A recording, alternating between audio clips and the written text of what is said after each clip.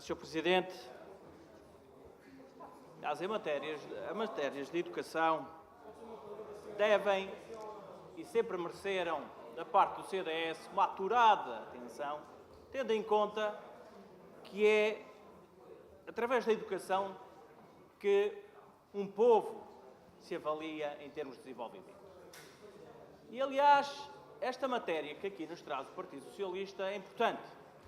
É importante porque ela entronca com um conjunto de problemas que, tanto a montante como a jusante, têm vindo a revelar-se problemáticos, profundamente problemáticos nas sociedades, em concreto nas comunidades escolares. E por isso mesmo nós consideramos que as comunidades escolares devem merecer a máxima atenção relativamente à forma como se devem abordar estes problemas.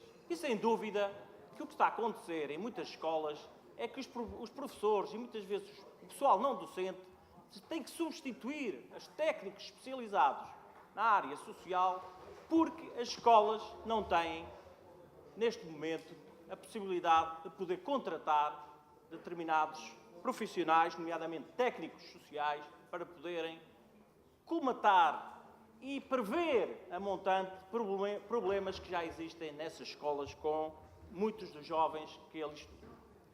Nós consideramos que para isso tem de haver uma plena autonomia por parte dos órgãos de gestão das escolas, plena autonomia para poderem eles próprios, os conselhos diretivos das escolas, os órgãos executivos das escolas é que devem sinalizar quais são os verdadeiros problemas que as escolas têm e, nesse sentido, os técnicos sociais deveriam ter a possibilidade, existindo, obviamente, de eles próprios atalharem o problema e não os deixarem depois tratar já quando está em final do processo. Quando o processo, infelizmente, muitas vezes já é quase irreversível. Não digo irreversível, porque nestas matérias de jovens nós acreditamos sempre que há recuperação. E, neste sentido, nós consideramos que é a comunidade escolar que deve avaliar a importância de ter ou não ter a abordagem e a contratação de um técnico nesta área social. Nós não podemos entender, no âmbito desta plena autonomia que nós defendemos e que a região defende em termos da comunidade escolar, nós não podemos entender que se retire uma autonomia às escolas. Nós não podemos entender se é a escola que deve decidir quem deve contratar, que professores precisa, que técnicos precisa, que pessoal auxiliar precisa. Como é que uma escola que, não tendo essa abordagem real, concreta, específica nessa matéria, porque acontece naqueles momentos, se a escola não tem autonomia para decidir, como é que estes problemas depois são atalhados e são resolvidos? Ora, nós não podemos concordar que se retire qualquer autonomia para as escolas e muito menos que as escolas deixem de funcionar com órgãos executivos próprios que perdem essa autonomia.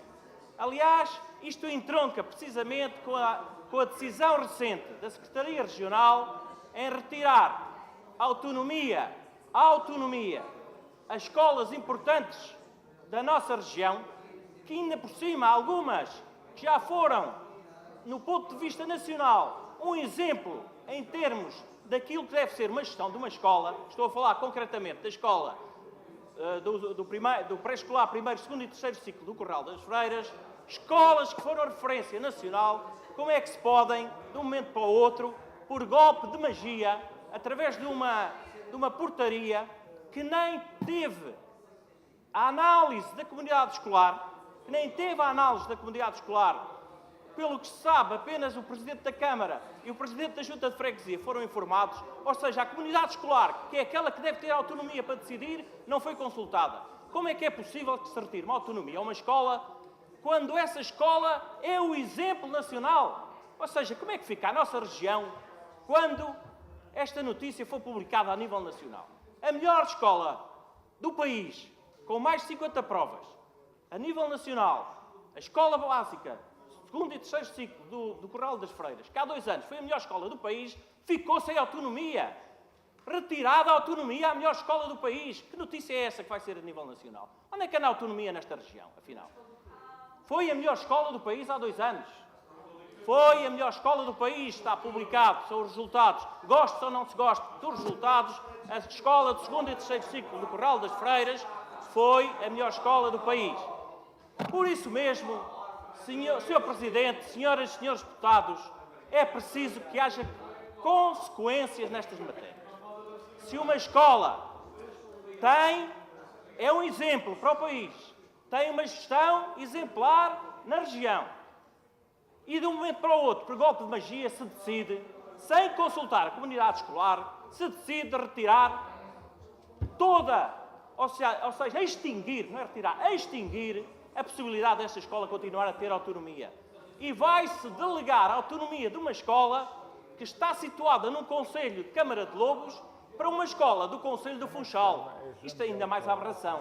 Ou seja, uma escola do concelho de Câmara de Lobos passa a estar subordinada de independência em termos de autonomia, que não tem nenhuma, passa a não ter nenhuma, se isto vier a concretizar, passa a depender de uma escola do Funchal. Então para que é que existe autonomia? Para que é que existe autonomia se não se aplica ou se retira? E esta situação também se vai verificar com a extinção, mais uma vez refiro, sem consulta à comunidade escolar, da escola do professor Santana Barreto, na Fajanda Ovelha. O que significa que a comunidade escolar, que deveria ser a entidade que representa toda a comunidade, professores, alunos, pessoal não docente, pais, deveriam ser eles a decidirem sobre esta matéria.